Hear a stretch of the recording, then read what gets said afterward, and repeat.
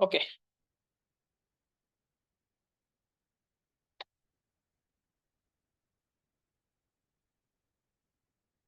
Okay. Now you know how to use Axios and how you can configure your Axios header, HTTP request header with Axios. You can set up your base URL, your authentication token in the authorization headers. So I am calling the Axios instance that we have created, and I am calling the post function Axios instance.post, and this is our API endpoint. We do not have to enter the base URL. So I am setting up the values. These values, you remember, we got from our ndesign form. We got the email, password, and our name. So after that, we get a response. Okay, so let's comment it out and see what we get as our response. Let's comment console the response. Okay, great. We also want to console the error. Let me comment out this error first. Okay. Now, if we go to our code, we got our name, our email, and password. Okay. Let's open the console first so we can see what happens after the API call is complete. Let's clear all these. And okay, let's click on our register page.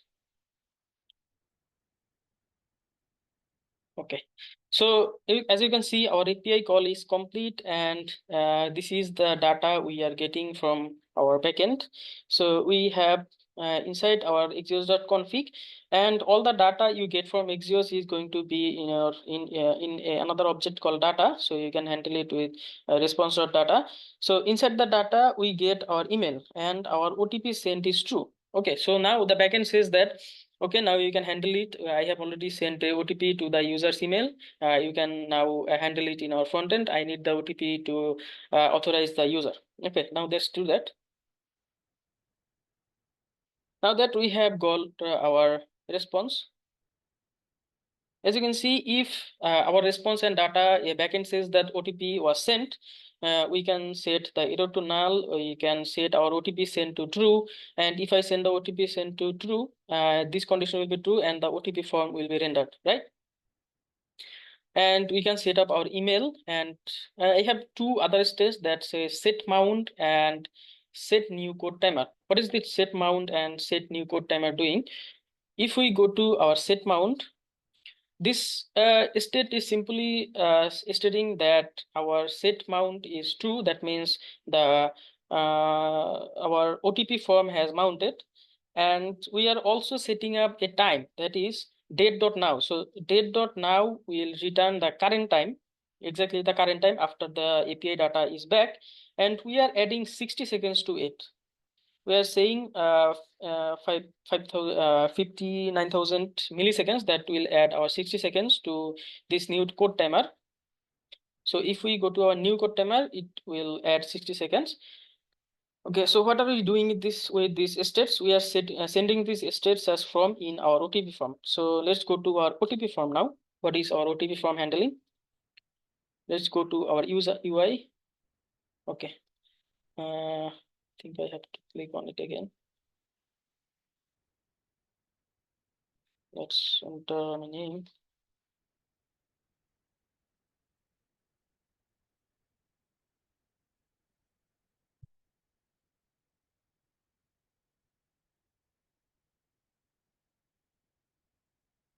Okay, so now the OTP is sent, and we go to our OTP page, and it says that verification code has been sent to your email. Please wait a few minutes. Okay, so let's go back to our temporary email.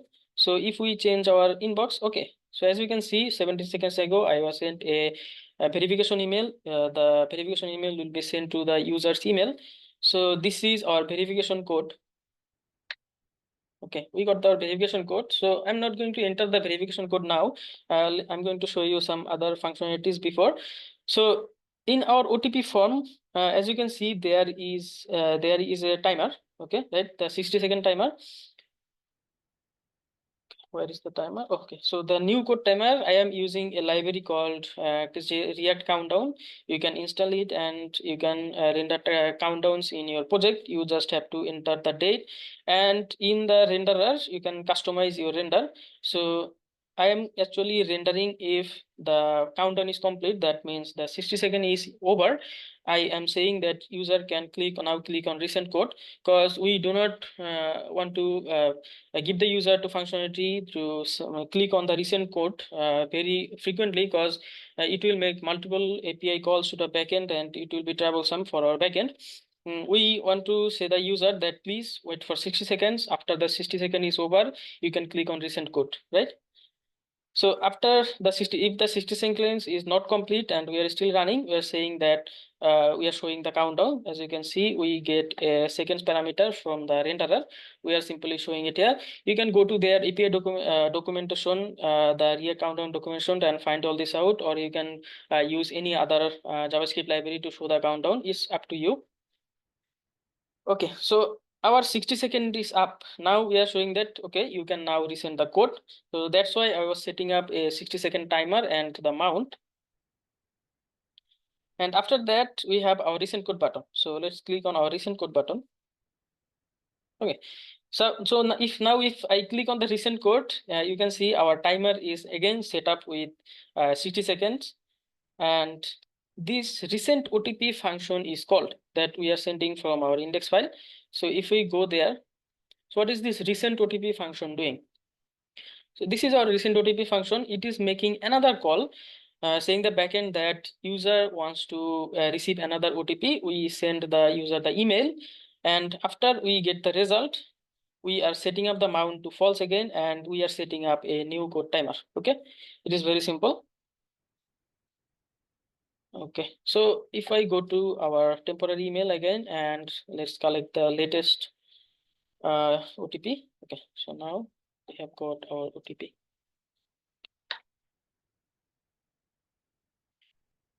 All right, let's go back to our OTP form. Here you can see the submit button and our OTP form. Oh, and I have used the input.otp from ndesign. As you can see from here, input.otp, you can get it from ndesign. If you go to ndesign, search input. Okay, this is input. If you scroll down from here,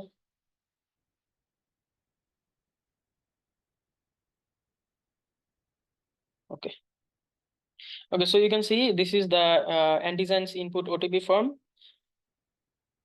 You can make this custom, but for this project, I'm using ndesign. To make the OTP fund, you can simply say OTP.variant, and you can input the OTP, and you can set a variant and other options. You have to explore their documentation, but I'm just using the basic form. So after that, if I go back to our code, so now we have our submit button, and after we click on the submit button, the verify OTP function will be called, right? So let's go back to our verify OTP function. So this is our verify OTP function, right? So before making the API call, let me comment out all this functionality.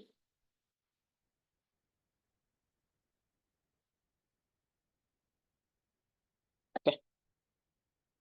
Okay, actually, let's not comment out this functionality. I want to see the results in the UI. Okay, now if I enter our OTP that I got from our temporary email, and now let's click on submit. Let's see what happens. Okay.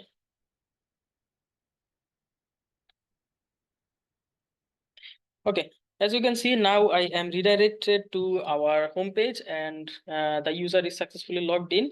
You're going to understand how the user is logged in, how we know that the user is logged in. So let's just understand that the user is logged in. Okay, the registration process is complete, right?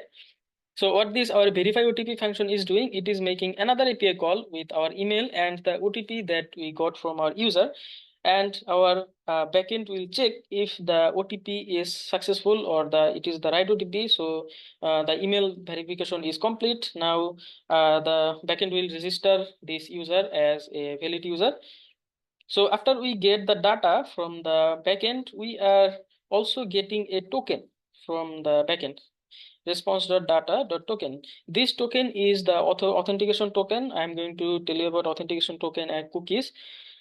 So we are setting up this cookie with the name myshop.auth in our browser data and browser storage. So this token we are going to use later or to verify our user. So after the verification is complete, the user is registered, we want to get the token and store it somewhere. You can store it in your local storage, in your session storage, or in your cookies. In our case, we are setting it in our cookies. We are setting a notification function that our user is successful. You can use any other component, any other library to show the notification. And after a 3-second wait, we are sending the user to our homepage. Okay, so if there is any error, we are showing the user the error and consoling the error. So, okay. So this is how you verify the user, and I'm going to show you how after the verification, what you have to do to verify the user and everything. Just understand that this is our registration process, and this is how you register a user.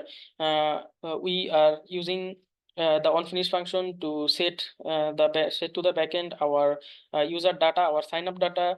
Our backend sends us a verification token to our email. Then we are verifying the email from our front end. If the email verification is confirmed, a user is created. So this is very simple.